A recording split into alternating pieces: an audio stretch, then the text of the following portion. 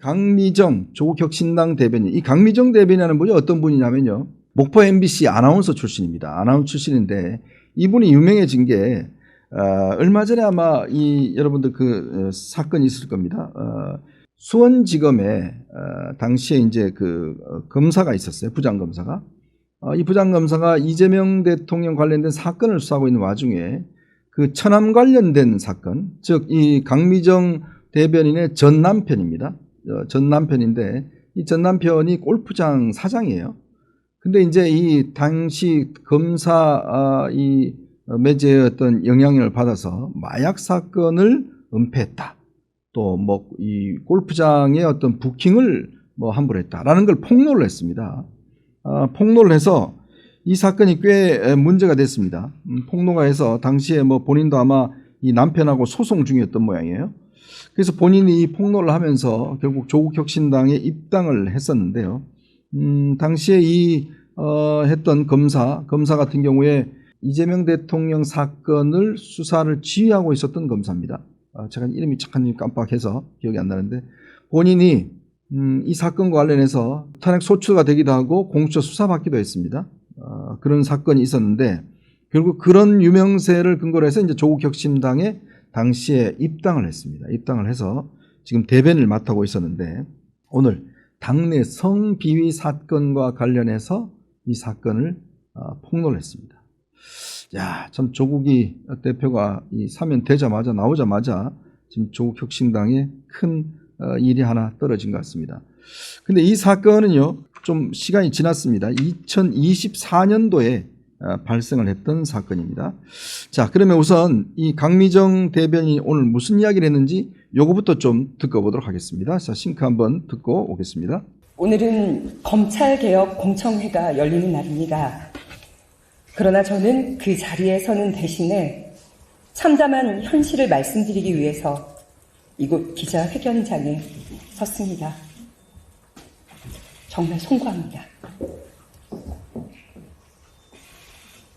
당내 성추행 및 괴롭힘 사건의 피해자 중 한 명은 지난달에 방을 떠났습니다.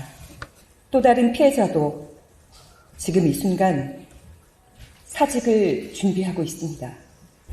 성비위 문제를 최초 접수받고 당에 보고한 여성위원회 실무 담당 의원실 비서관은 당직자에게 폭행을 당했고 사건은 검찰에 송치되어 있습니다.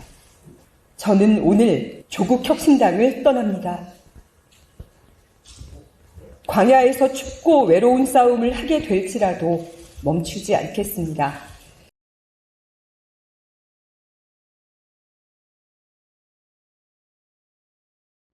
예, 제가 이름을 아까 깜빡했었는데 이정섭 전 수원지검 2차장 검사입니다. 이정섭 검사, 차장 검사 같은 경우는 검찰 내에서 뭐 복싱을 잘하기로도 소문난 그런 검사죠.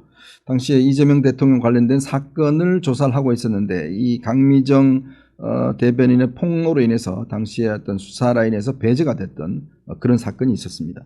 그때도 이 강미정 씨가 꽤 유명세를 탔었는데요. 자, 이 사건의 발단은 2024년 7월로 거슬러 올라갑니다.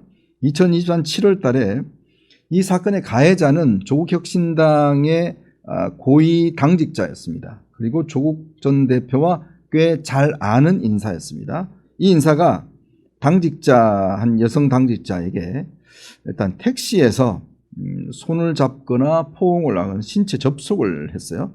또 입맞춤을 했다라는 주장도 있습니다. 이때가 이제 시작이었습니다. 그 7월 달에. 근데 또 12월 달에 노래방 회식 자리에서 또 이런 일들이 벌어진 것 같습니다. 거기에다가 또 그때 당시에 뭐 삼보일배 이런 걸 했어요. 이런 걸 했는데, 삼보일배 할 때, 뭐 몸이 안 좋다고 그러니까, 이 가해자가 뭐를 안 해서 그랬다. 이런 이야기를 노골적으로 할 정도로 굉장히 상습적으로 성추행을 했던 것입니다.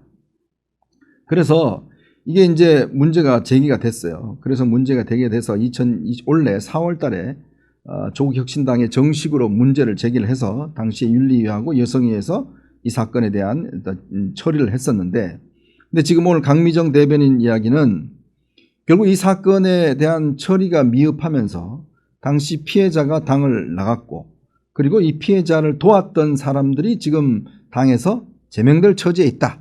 이런 지금 이야기였죠. 그리고 자기가 오늘 마지막으로 대변인의 어떤 직함으로 기자회견을 하고 결국 그만두겠다라고 이야기를 했다는 거죠. 그리고 강미정 씨 주장은 조국 전 대표가 수감 중에 이와 관련된 사건에 대한 보고를 받았지만 외면했다. 이런 주장을 하고 있습니다. 그런데 오늘 조국 혁신당에서는 입장을 내서 이 강미정 주장이 이 사실관계는 다르다. 당에서는 여러 가지 최대한의 조치를 했고 또 이 부분에 대한 피해적인 상황에 대해서 처리를 했다라고 지금 반박하고 있습니다. 근데 그거에 이제 나중에 좀 검증을 해보면 알겠지만, 자, 특히 이 최근에 조국 전 대표가 굉장히 행보를 활발하게 하고 있는 와중에 이런 사건이 터졌기 때문에 꽤 앞으로 당 내부의 파장이 클 것 같습니다. 근데 왜 이런 일이 이렇게 벌어지죠? 사실은 제가 이 가해자가 누군지는 알고 있습니다만은 여러분한테 말씀을 못 드리겠는데 저도 잘 아는 인사입니다만은 이런 일이 당내에서 일어날 수 있었다는 거, 그건 아마 당의 분위기와도 좀 직결이 된 것 같습니다. 사실 조국 혁신당이란 게 급조된 정당이잖아요. 사실 조국 전 대표 지명도를 근거로 해서 갑작스럽게 만들어진 정당이고 사실상 지역구에 후보를 내지 않고 비례대표로만 선거를 치러서 12명인가요? 그렇게 굉장히 큰 성과를 얻었지 않습니까? 그러다 보니 당내에 사실은 별로 검증되지 않는 이런 여러 명의 인사들이 많이 들어와버렸습니다. 자, 그런 상황에 조국 전 대표의 어떤 이 구속으로 인해서 당 자체가 거의 굉장히 아마 내부적으로 복잡하고 기강도 안 썼던 모양이에요. 그러나 이게 이제 당내에서 문제가 되는데, 문제는 조국 전 대표가 구속돼 있으니까 이 문제를 직접적으로 해결을 못하는 상황이 되다 보니 자, 이런 일들이 벌어진 게 아닌가 싶습니다. 결국 연륜이 짧고 이게 내부적인 어떤 정리가 안 된 정당에서 이런 일이 터진 것 같습니다. 결국 그동안 골맞던 것이 터져 나온 것이다라는 생각이 들어요. 자, 우선 이 문제가 이제 딴 사람도 아니고 대변인이 이런 폭로를 하면서 사퇴를 하는 것 자체가 앞으로 꽤 큰 파장이 불고 올 것 같습니다.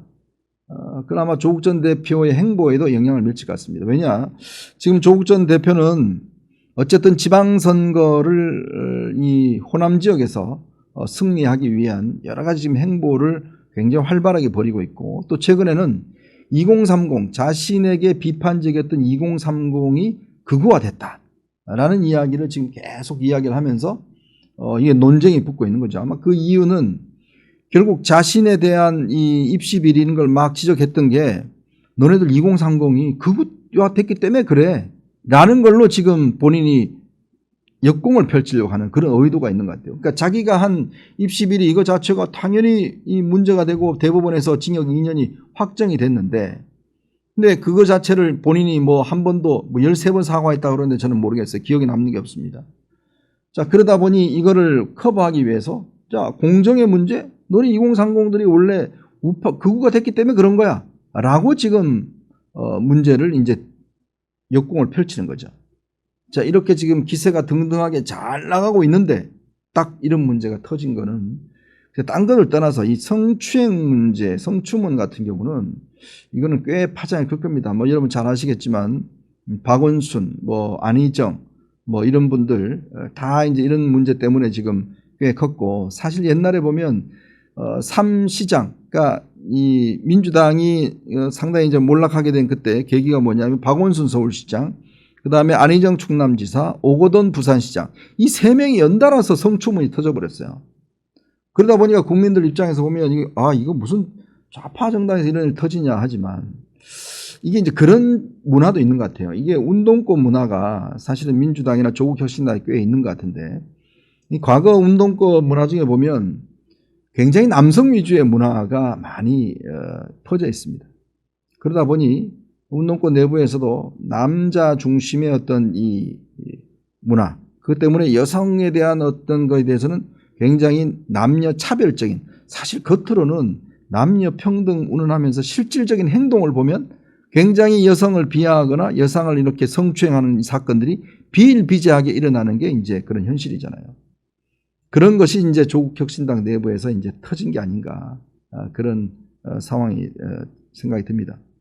어쨌건 이 문제가 앞으로 어떤 파장을 미칠지는 좀 더 지켜봐야 되겠지만 결국 조국 전 대표의 행보에도 상당히 영향을 미치지 않겠나는 그런 생각이 듭니다.